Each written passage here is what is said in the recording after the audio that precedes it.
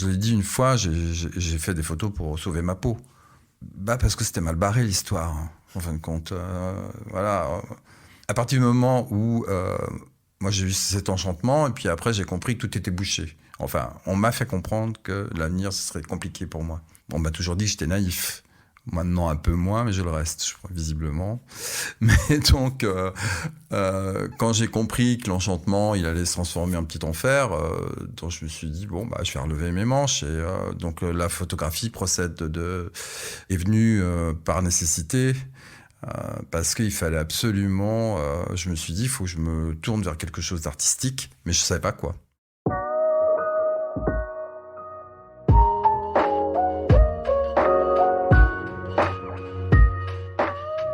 Salut, c'est Alyosha, bienvenue dans Vision.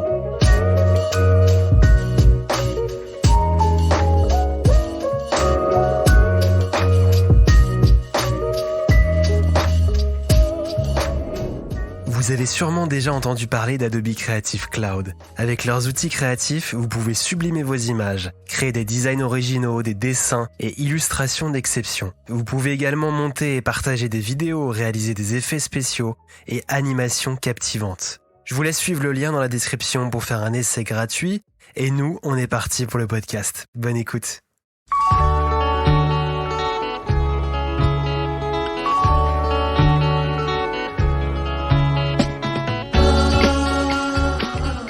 C'est une photo que j'ai faite en Égypte le jour de Cham el-Nessim. Cham el-Nessim, c'est la fête du printemps. Je crois que c'est la seule fête qui est encore pharaonique, où tous les Égyptiens sortent dehors pour célébrer le printemps. C'est vrai, ils vont pique-niquer. Et là, j'étais avec... c'est vraiment un jour incroyable. Et j'étais avec des amis, on était au nord du Caire, dans un endroit qui est vraiment très beau, dans des grands jardins, et on se baladait le long du Nil, et il y avait des enfants qui sortaient de l'eau, voilà, ils se baignaient, ils étaient tous, très vifs, en se chahutant, comme ça. Et il y en avait un qui était différent des autres, qui était moins joli, un petit peu le souffre-douleur, je crois. Et j'ai eu envie de le photographier, donc je me suis approché d'eux, j'ai fait une photo de groupe. Je procède souvent comme ça, parce que je peux pas dire c'est toi directement, c'est pas très sympa.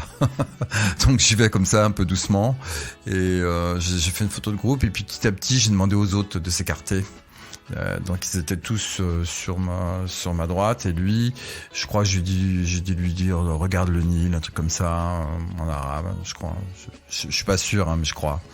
Et pour l'isoler des autres. Et donc à un moment donné, il a complètement oublié le groupe, et il était dans son monde un peu égaré, et j'ai réussi à choper son regard. Il est un peu suspendu comme ça, et puis après il y a le Nil, il fait presque nuit. Enfin, c'était un moment que j'ai adoré. Et bon, après la photo elle est au rendez-vous. Des fois il y a plein de moments comme ça forts à vivre, et puis il n'y a pas d'image. C'est comme s'il assistait à une apparition. Souvent, j'ai tendance à pas aimer les regards qui vont vers le haut, comme si les gens étaient en train de voir la Vierge, juste comme ça. Je trouve ça un peu faux. Mais là, ça marche. C'est rare que ça marche, ce genre de regard. Parce qu'en même temps, il est perdu. Et, j'avais envie de le célébrer. C'était ça l'histoire.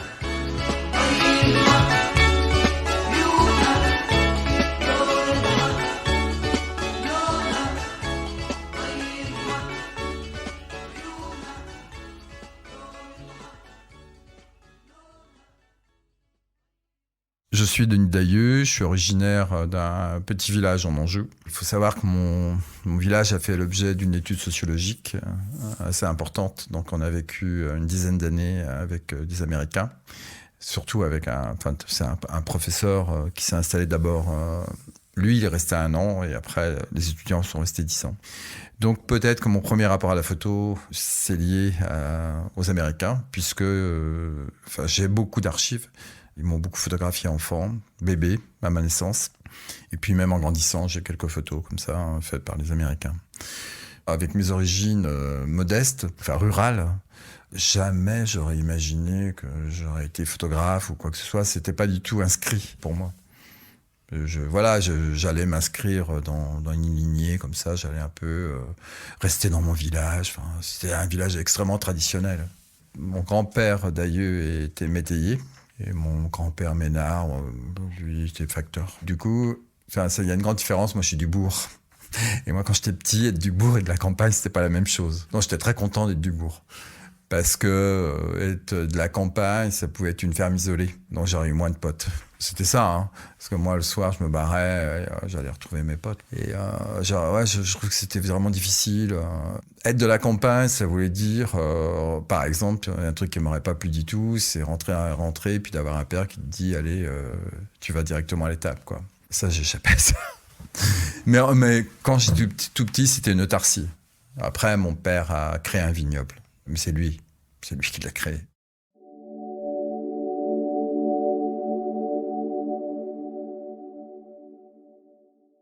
J'ai choisi l'horticulture uniquement parce que j'aimais les fleurs. Mais j'étais un doux rêveur en même temps. C'est-à-dire, j'ai passé mon enfance dans un jardin magnifique avec ma grand-mère qui m'a appris les plantes. Donc, je voulais juste ne pas quitter ça.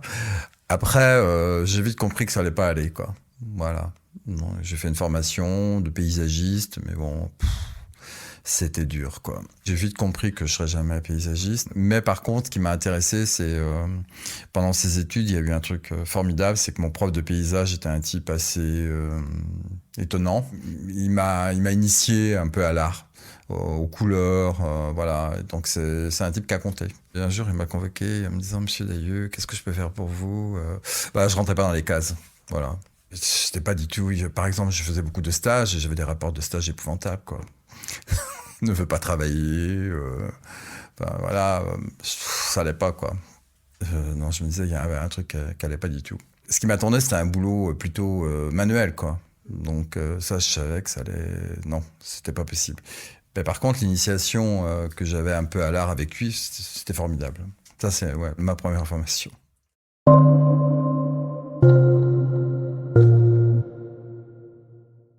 Quand j'allais au lit, il y avait 2 boîtes en fer, des boîtes à biscuits.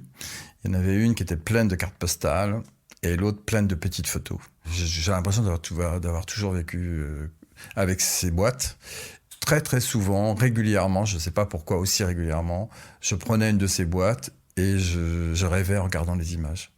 Donc, j'ai beaucoup observé. C'était beaucoup de petites photos dentelées comme ça, ou des petites planches contact, puisque j'avais des planches contact qui étaient faites par les Américains. Et j'étais fasciné, je regardais ces photos. C'était ma famille, moi, surtout ma famille. Je suis passé de la fascination totale pour la famille à la famille je vouais. Enfin, j'ai tout mélangé, quoi. Mais bon. En tout cas, cette mémoire familiale en photo, puis la mémoire du village, parce que c'est pareil, il y avait des scènes religieuses très belles, donc j'avais des photos de ces scènes, parce que j'attendais tous les ans les fêtes de Dieu, j'étais complètement fasciné par ça. Oui, les fêtes de Dieu, c'est un mois avant, j'y pensais, j'emmenais mes potes, on allait chercher des digitales dans les coteaux, et je réquisitionnais tout le monde. Oui, ça me fascinait totalement. Parce que j'aimais j'aimais la pompe de la fête. En fait, contre la beauté, le moment, le mystère. Enfin, j'adorais ça. C'était mon théâtre, quoi.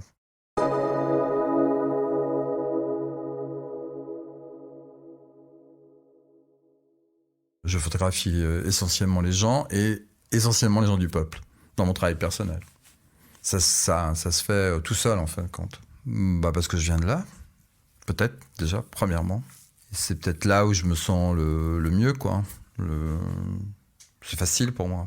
Tu vois, il y a toujours pareil, un processus d'identification, quoi. Tu vois. Par exemple, le fait que j'ai grandi dans une maison extrêmement modeste, mais ça m'a jamais traversé l'esprit. Pour moi, c'était la plus belle. Par exemple, il n'y avait pas de toilette chez moi. Enfin, c'était vraiment très rudimentaire. Mais tu penses pas quand t'es enfant, c'est pas du tout. Moi, je trouvais c'était génial. La vue qu'il y avait du jardin, c'était sublime. Donc, ça m'enchantait. J'étais enchanté par ça. Donc, l'enfance, c'est pas le confort matériel, ça, on s'en fout. Moi, je crois, pour un enfant, c'est pas très important. Vous écoutez Vision, podcast de la photographie contemporaine. D'un point de vue technique, j'ai quand même beaucoup photographié en 24-36. J'ai jamais trouvé mes marques avec le 24-36. Ça a été très long et j'ai commencé à trouver mes marques avec le 6.6. Et le 6.6 qui m'a... Alors d'abord, je l'ai posé sur un trépied. Voilà, parce que j'arrivais pas. Voilà, 6-6, c'est vraiment une autre vision. En plus, la gauche et la droite sont inversées, donc j'étais un peu paumé au départ. Donc j'avais besoin d'être rassuré par le trépied. Et je me suis plus posé de questions de cadrage, parce que je passais beaucoup de temps à cadrer avant. Et là, je me suis dit bon bah voilà, ça sera au centre. C'est un carré, c'est beaucoup plus défini. Ce que je voulais, c'est trouver mon style. C'est ce que j'espérais, en tout cas, en m'inspirant des photographes que j'aimais et en essayant de ne pas les plagier. Donc, quand j'ai commencé, j'étais obsédé par ça. C'est-à-dire, je regardais beaucoup Avedon, Irving Penn, Diane Arbus. Voilà, en gros, même si je suis à des années-lumière d'Avedon, tant mieux. Mais il s'agissait pas de refaire ce qui me fascinait. On me parle toujours de mon travail couleur, alors que j'ai beaucoup photographié en noir et blanc. Et les photographes qui m'ont inspiré sont tous des photographes qui ont utilisé le noir et blanc. C'est comme ça que ça s'est fait. C'est des grands portraitistes. J'ai pratiqué le noir et blanc parce que j'ai fait une école de photo à Toulouse et c'était une école qui se faisait en 3 ans et je n'ai fait que la première année qui était l'année noir et blanc. Donc c'est très simple. Donc j'ai appris à développer, voilà. Et j'ai aimé tout ce processus. Bon après, quand j'avais très peu de moyens, donc le fait de tout faire moi-même, c'était très satisfaisant. Et je pensais pas à la couleur, absolument pas. Je suis venu à la couleur par nécessité économique, puisque c'est une icono, Nadine, à Libération, qui m'a dit écoute, Denis. Vous voyez, je galérais, quoi, tout simplement. Elle m'a dit, passe à la couleur, parce que je pense que tu vas un peu mieux vivre de ta photo. Et elle a eu raison. Mais c'est uniquement pour cette raison que je suis passé à la couleur. Quand je suis arrivé à Paris, j'ai tout de suite compris que j'étais arrivé trop tard. Ça a été immédiat. Je me suis dit, c'était la fin des Bougnats, par exemple. Il y en avait un en bas de chez moi, j'y allais. Je me suis dit, tiens, je vais peut-être faire des photos, mais je pensais à la photographie humaniste, ça faisait penser à Doisneau, en même temps je voyais que ça n'avait pas de sens de faire ça, et puis c'était la fin. C'était la fin des concierges, c'était le début du J-Code, donc j'ai pas été inspiré par Paris, pas du tout. Alors que je serais arrivé 30 ans ou 40 ans plus tôt, j'aurais été fasciné par Paris. Si j'avais connu les Halles, par exemple, j'aurais adoré. Là, tout ça était en train de partir. Donc c'est pour ça que j'ai fait mon travail en banlieue. C'est une de ces raisons. Je suis monté à Paris comme un bon provincial pour devenir photographe parce que voilà, c'est tout. J'ai vite compris que ça serait très compliqué et ce fut très compliqué. Enfin, très difficile, on va dire. Parce que je suis arrivé à Paris, je connaissais 2 personnes. Voilà. Il y avait tout à faire, quoi. Et en plus, j'étais beaucoup plus timide que maintenant. Enfin, j'étais assez introverti quand je suis arrivé à Paris. Ouais. Et la photo, moi je trouve que la photo c'est absolument génial pour se désinhiber. Parce qu'au départ, je me disais pourquoi faire des portraits, tout ça. Les gens me disent, voilà, lors des workshops, ils me disent oui, j'ai du mal avec le portrait, j'ai peur d'aller vers l'autre, ceci. Bon, ça s'apprend. Hein. Il n'y a pas mort d'homme. Hein. C'est juste, tu te dépasses un peu, quoi. Et puis après, moi, c'est passé comme ça. Au départ, j'étais plutôt très timide. J'allais vers les gens, j'étais tout rouge. Donc voilà, je suis parti de ça. Et puis à un moment donné, je me suis pris en main. Après, il y a eu Chérif en Égypte, mais Chérif, il n'est pas du tout timide, donc ça m'a aussi, Chérif m'a donné beaucoup de confiance. Ouais.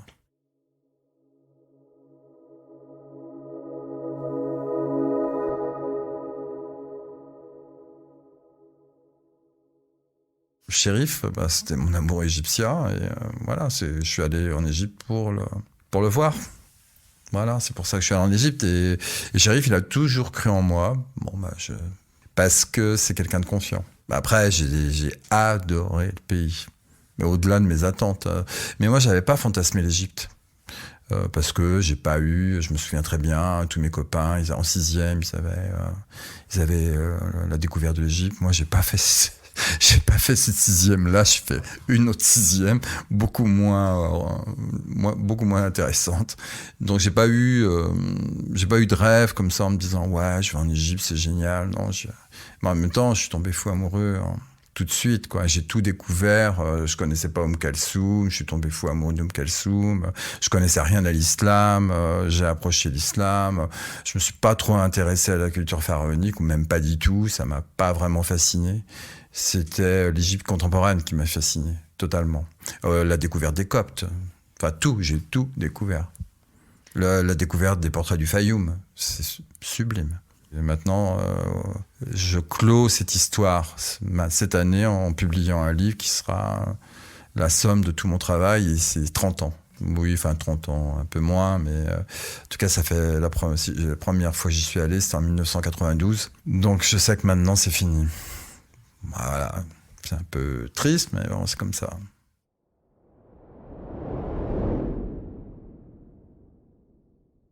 Je suis toujours dans des rapports d'amitié, d'amour ou d'amitié, mais là, c'est fini, entre autres, parce que mon meilleur ami égyptien est mort, et avec qui je travaillais, qui était mon assistant, mon alter ego, avec qui j'avais décidé de travailler en binôme. Je savais que j'aurais rien fait sans lui. Voilà, j'avais trouvé vraiment quelqu'un d'hors du commun, et voilà, il s'est noyé dans la mer Rouge, et ça a marqué. Je suis resté après, enfin, j'ai continué, mais comme par hasard, mes photos sont devenues mauvaises. Donc, à un moment donné, ça sert à rien il faut partir.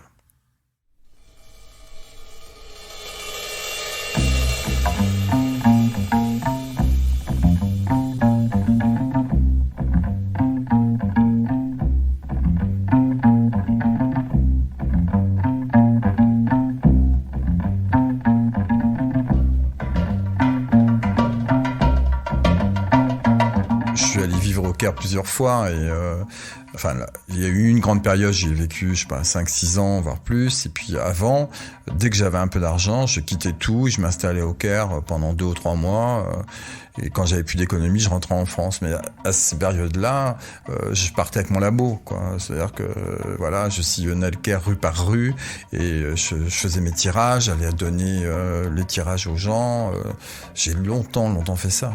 Longtemps, c'était une évidence. Bon, après, je confiais mes pellicules à des labos de quartier. Bon, c'était un peu risqué, mais je l'ai beaucoup fait. Et c'est pareil, je faisais des tirages. C'est comme ça aussi que j'ai fidélisé les gens au Ghana. Pour moi, c'est important, vraiment, pour me faire accepter par les gens. Et puis aussi par plaisir. Quand j'aime un lieu, j'aime y retourner, même au-delà de la photo. J'aime bien aller dans les endroits qui m'ont enchanté. Et je veux retourner. Je me dis, c'est pas fini. Disons, t'es plus légitime quand t'as un appareil photo, parce que si t'as pas d'appareil photo, tu ne fais que passer. Alors que si t'as un appareil photo, tu restes. Tu partages des choses avec les gens. Après, moi, j'aime bien parfois les mettre en scène, donc j'aime bien créer ce lien avec les gens. C'est venu en faisant ce besoin, parce qu'après, il y a une exigence quand je fais la photo. Je fais pratiquement jamais de photos quand la lumière me plaît pas. Jamais. J'observe et je me dis, là, c'est là, maintenant. Bon, quand tout est en place, c'est formidable. J'ai l'impression qu'il y a, une fée au-dessus de moi, et puis paf, voilà. Mais c'est rare, ça arrive, heureusement, hein, que la chance comme ça, tout est en place, et tout est installé, il y a juste à appuyer. C'est assez rare.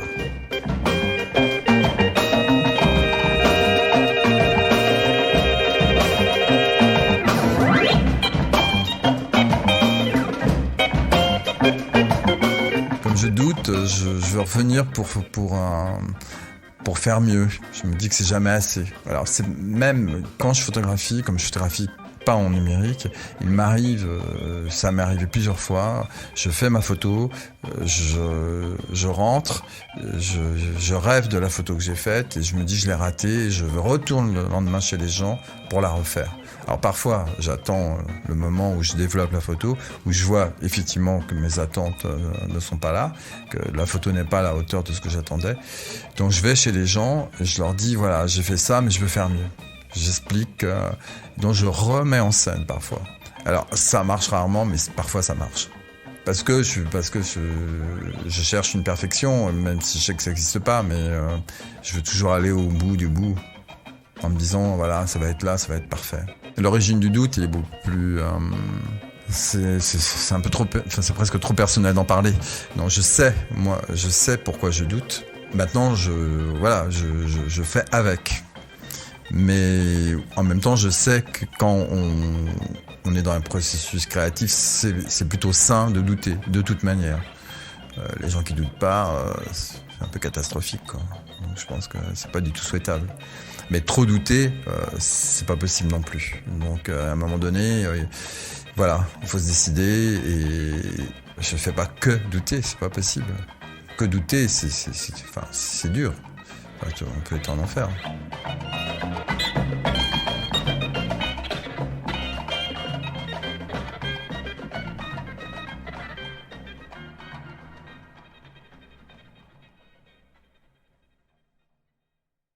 J'ai rencontré les garçons de banlieue dans le train Corail en rentrant de mon village, dans le train entre Angers et Paris. Et eux, ils avaient passé leurs vacances au Sable d'Olonne, je me rappelle très bien.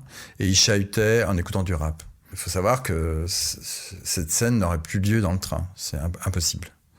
Ils avaient des cassettes comme ça, radio-cassettes, et de la musique à fond. Et moi, je suis allé les voir. Voilà, j'ai montré mes photos de mon village. Ils m'ont dit « Ah, c'est classe ». Exactement, mot pour mot, ils m'ont dit ça. Et là, j'ai dit « Ah ouais, mais moi, j'aimerais bien vous connaître ». Et voilà, il y en a un qui s'appelle Coco, je me souviens très très bien, qui m'a donné son numéro à l'époque, hein, c'est notre époque. C'était les années 87, 80, par là, 86, 87, je crois. Ouais, ils avaient entre 17, 19, voilà, des grands ados. Bon, après, ils chahutaient beaucoup, hein, mais gentiment, hein, il n'y avait pas l'ombre d'un souci, les gens... Ils s'en fichaient, les gens. Enfin, t'es dans une autre dimension. Voilà, et j'ai quand même douté. J'étais fasciné d'avoir ce petit... je me souviens d'avoir ce numéro avec Coco inscrit. Et j'ai dû mettre plus d'un mois, peut-être 2 mois avant de téléphoner. J'avais une appréhension. J'étais jamais allé en banlieue. C'était pas du tout mon univers. Le rap, je connaissais pas du tout. C'était NTM, j'écoutais pas NTM, c'est quand j'arrivais, les mots m'insultaient, ils me disaient nique ta mère.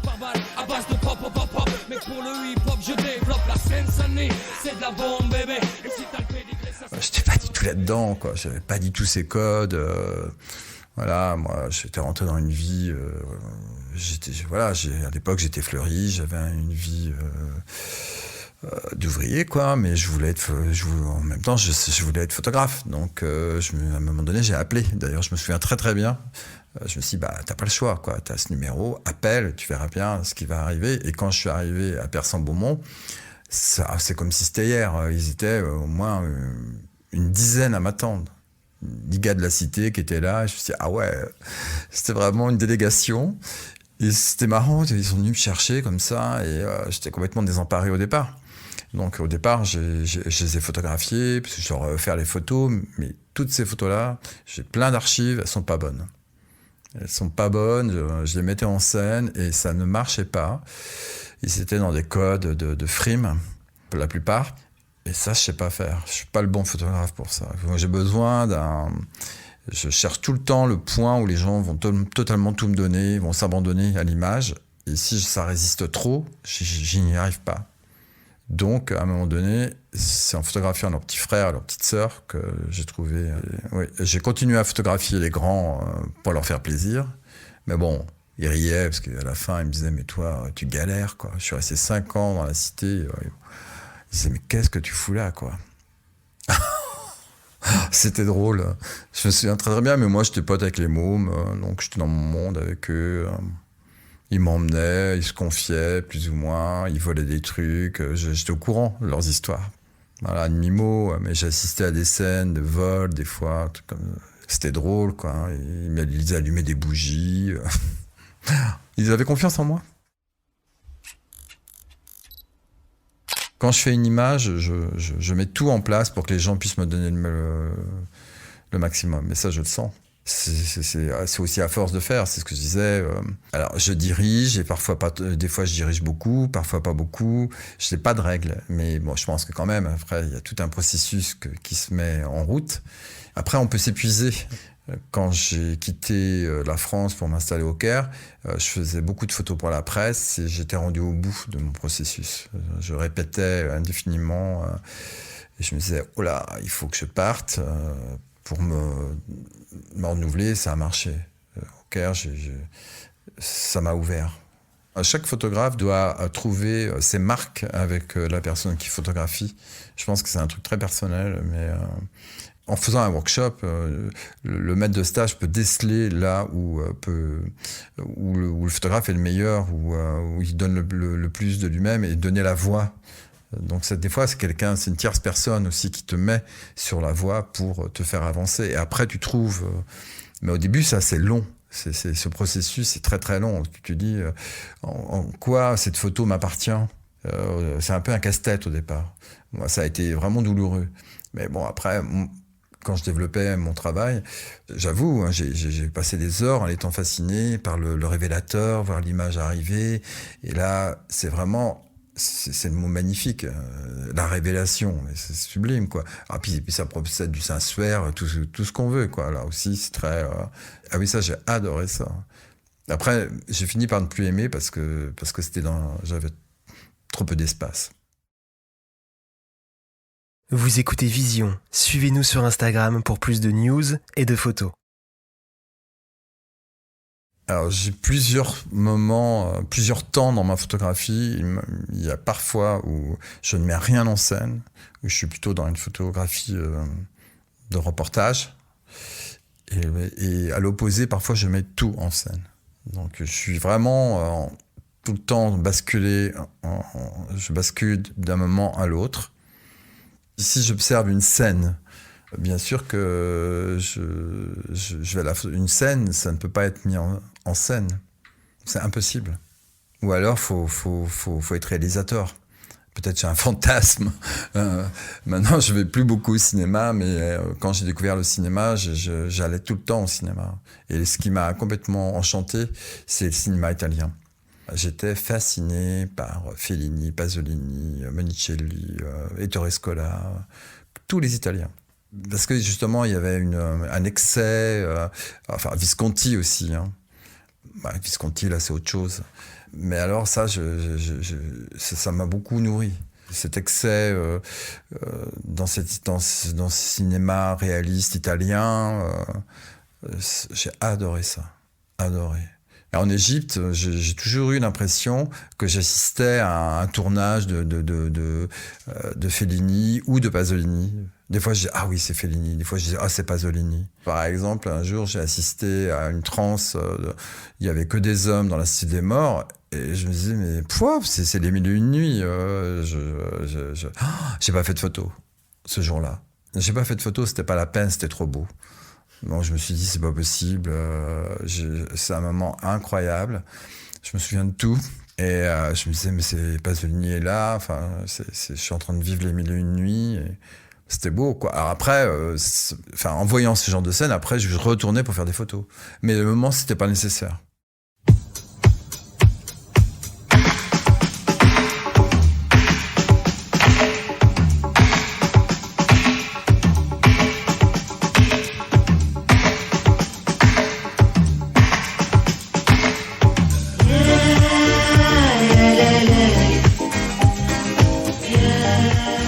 À l'aise en photographiant entre chien et loup.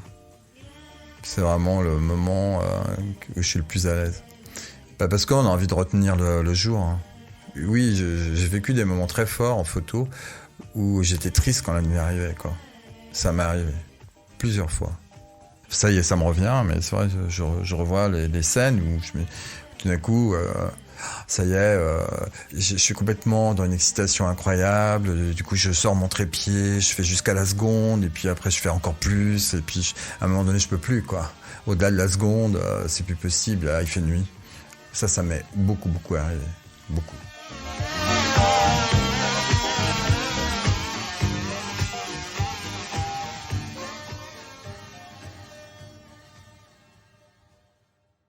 avant que je commence la photographie, j'étais allé chez des amis, je devais avoir 20 ans, et ils m'avaient fait découvrir un livre de Mapplethorpe, Robert Mapplethorpe. J'avais été, waouh, j'étais un peu suspendu et je pensais pas du tout à la photo. Hein. Je n'avais pas encore envisagé... Enfin, ça commençait à me travailler, on va dire. Mais je me souviens du moment où j'ai vu ce livre. Et là, ça a été un choc pour plein de choses. Tout d'un coup, c'était au niveau de l'image et puis aussi au niveau... C'était un homosexuel qui photographiait son désir et je me suis dit, waouh, c'est vraiment fort, quoi. Donc c'était ma référence. Au début, avant tous les autres, c'était lui. Mais après, les autres m'ont plus fasciné. Je veux dire, Narbus m'a plus fasciné. Mais quand même, tout ce qu'il a fait par rapport à son désir du corps noir, c'est absolument fascinant. Et voilà, donc je me suis toujours dit comment je peux être pertinent en parlant de mon désir. Et donc ça m'a beaucoup titillé pendant très très longtemps. J'ai constaté que si je photographiais une personne que je désirais, la photo était nulle. Absolument nulle. Donc, à un moment donné, je me suis dit, bon, c'est pas la peine d'essayer. J'arrive pas à transcender mon désir. Et à force d'avoir cette obsession de mettre sur le papier ce désir, j'ai trouvé cette idée. Je me suis dit, si je photographie avec la maman, ça m'amuse, c'est une fulgurance comme ça. Je sais pas. Et je me suis dit peut-être que le désir ne sera plus là et je serai dans un autre rapport. Un rapport qui aussi peut-être qui raconte ma propre histoire. Hein. Enfin, c'est pas très original. Hein. Voilà. Et ça s'est révélé, quoi. Quand j'ai fait... Enfin, la première prise de vue, j'étais très timide. Hein. La première. Après, non, parce que je savais ce que je voulais. J'étais tellement timide que les 2-3 premières photos, je les ai laissées en planche contact, je les ai pas tirées. Et c'est un ami, en les voyant 2 ou 3 ans après, qui m'a dit « Mais pourquoi tu continues pas ?» Donc je savais pas où j'allais. Et puis peut-être que je me disais je me révèle trop, les gens vont penser que il y avait les mamans avec le niqab, mais moi j'ai pas choisi ces mamans avec le niqab. Je suis arrivé, j'ai découvert que la maman portait le niqab, donc je voulais pas provoquer. Je suis pas là-dedans du tout. Ah ouais, mais j'ai eu beaucoup de refus. Hein. C'est-à-dire qu'il y a quand même beaucoup qui m'ont dit non, jamais, c'est pas possible. Et puis d'autres, chez qui c'était très simple, quoi. Mais c'est vrai que souvent, quand j'arrivais, j'avais l'appréhension du regard du papa. Je me disais, ouais, comment le père va réagir? Et puis souvent, il était pas là, déjà, premièrement. Et puis, une fois, dans la Cité des Morts, je suis arrivé, le père fumait des joints, il faisait la cuisine. Bon, tout va bien. C'était incroyable. Vraiment, c'était du Fellini, quoi. J'arrive, il fume des joints... Le père fait la cuisine, la mère fait un truc, les enfants, l'aîné est devenu le macho, il a pris la rôle du père. Enfin, c'est très drôle, quoi. Mais alors, un monde incroyable.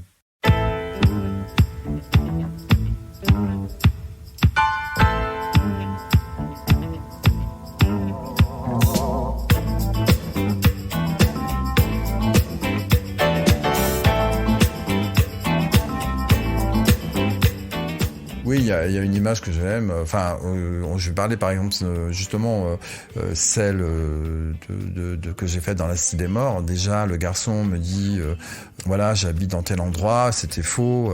Il est venu me chercher. Je me souviens très bien. Il me dit, il est venu me chercher. Enfin, il a pas menti vraiment. Il m'a dit je te prends telle station de métro. Mais alors après, en fin de compte, on a déambulé dans la Cité des Morts. Il pouvait pas me dire directement qu'il habitait dans la Cité des Morts, quoi. Mais c'était génial, c'est magnifique l'endroit, mais vraiment, c'est une maison, c'est pas un taudis, quoi. C'est une vraie maison dans la Cité des Morts, et c'est absolument fabuleux. Et là, c'est cette famille où j'arrive, le papa fume, il fait la cuisine, je commence la photo avec l'aîné, et puis le frère, le second arrive, Islam, et Islam, c'est un peu une révélation, je le mets en scène avec sa maman, il est beaucoup plus photogénique que son frère aîné, donc je sens que ça marche, et à un moment donné, je suis complètement perdu, et je leur dis, aidez-moi. Ça y est, né. Donc là, moi j'avais toutes mes petites phrases comme ça, toutes mes petites clés, puisqu'avant c'était Chérif qui était là pendant longtemps. Et puis bon, il est parti. Donc après, je procédais comme ça. Et quand j'ai dit ce mot, mais ça je l'ai beaucoup employé, ce mot, Sayenni, là il a mis la main sur la nuque de sa maman et il lui a fait un baiser comme ça. Et c'était incroyable comme moment. Et j'ai pas cru à l'instant et j'ai fait une photo avec un petit appareil numérique. Et j'ai développé ces photos. Et je les ai envoyées à un pote, mais il m'a dit « mais c'est super ce que tu as fait ». Je dis « ah bon ?» Et là c'est pareil, je savais pas trop. Mais sauf qu'elle n'était pas aussi 6. Donc je suis revenu 15 jours après avec plein de photos. Et la maman, quand elle a vu les photos, elle a dit « c'est celle-là qui est belle ». Je dis « oui, c'est ça ». Alors je leur ai expliqué. J'aurais dit, on refait la même. Donc j'ai fait exactement, j'ai dit, tu mets ton point là. Et puis, je pensais que c'était ridicule de refaire. J'ai fait une pellicule et la deuxième est bonne. À la troisième, ils explosent de rire. Tout est parti. Il y en a une de bonne. Mais la photo, enfin, c'est une photo, voilà, je l'ai refaite. Et elle marche. Après, ils ont explosé de rire tous les deux. C'était très drôle comme moment. C'était vraiment du théâtre. Mais j'aimais bien ils ont adoré parce qu'en Égyptien, les Égyptiens, on se dit qu'on s'aime, quoi. C'est dit. Donc pour les Égyptiens, d'autant plus les gens du peuple sont encore plus forts. Comment dire désinhibés, ouais, enfin sans filtre. Je sais pas s'il y a un peuple qui dit autant ses sentiments que les Égyptiens. Je suis pas sûr. C'est un truc qui m'a vraiment très très touché quand je suis arrivé en Égypte. Puis le rapport des papas avec les enfants aussi. Ils ont pas eu besoin d'avoir d'olto. Mais j'ai l'impression qu'ils ont tout compris. Un jour, je me souviens, j'étais en Égypte un soir et j'ai vu sur une route un papa marcher avec un de ses enfants dans ses bras comme ça, sur la route tout seul. Ah, ça c'est des images comme ça. Celle-là, j'ai jamais faite, mais j'ai vu ça. Mais souvent au Caire, je me disais waouh. Enfin, ici, c'est ennuyeux la vie.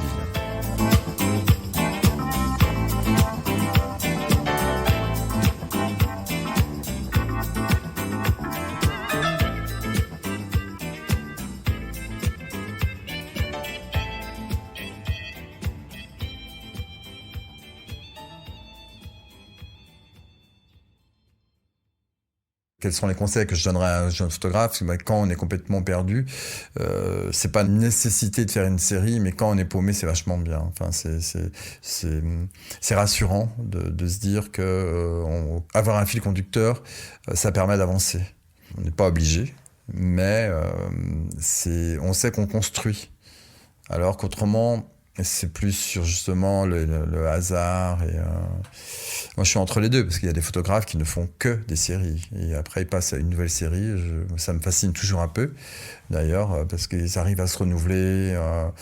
Et moi, j'aimerais bien trouver une série tout le temps parce que ça te donne un objectif à atteindre. Tu sais qu'à un moment donné, ça sera fini. Il faudra passer à un autre objectif. Et d'ailleurs, au Ghana, j'ai fini par trouver une petite série qui est sur des douches, parce que je voulais raconter la vie des gens. Et je vais peu chez les gens au Ghana, et par contre, ils se réunissent autour de ces douches. Je me suis dit, tiens, en parlant de ces douches, je parle du territoire, de leur vie, sans les photographier.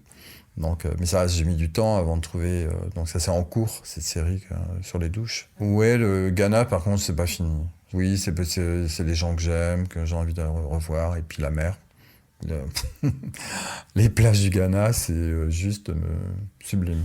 Parce qu'il n'y a pas de touristes. C'est vraiment authentique, encore avec des... Enfin, combien de temps? Parce que je pense que c'est une pêche de survie. Donc, mais ils sont là. Les gens sont là, ils vivent en face de la mer, ils vivent avec elle. Et c'est puissant, leur rapport. Ils sont fiers. Moi, j'ai tout trouvé en lisant, j'en parle tout le temps, mais en lisant Lettre à un jeune poète. Donc, à savoir, premièrement, tu te poses la question, est-ce que c'est une nécessité? Bon, ça, déjà, cette question.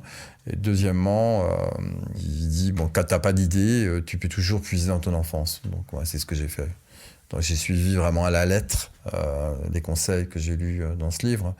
Après, il s'avère que plein de gens ont eu une révélation en lisant ce livre, puisqu'il enseigne. C'est pas facile déjà de répondre à est-ce que c'est une nécessité, c'est vraiment pas facile. Mais quand moi j'ai lu cette phrase-là, j'étais malade. Donc j'étais malade vraiment de ne pas pouvoir réaliser ce que je voulais. J'étais alité. J'avais le dos bloqué. Et je suis resté alité longtemps. Ça a duré très très longtemps. Donc il fallait que ça se débloque. Bon, on sait, avoir plein le dos, on connaît l'expression. Mais...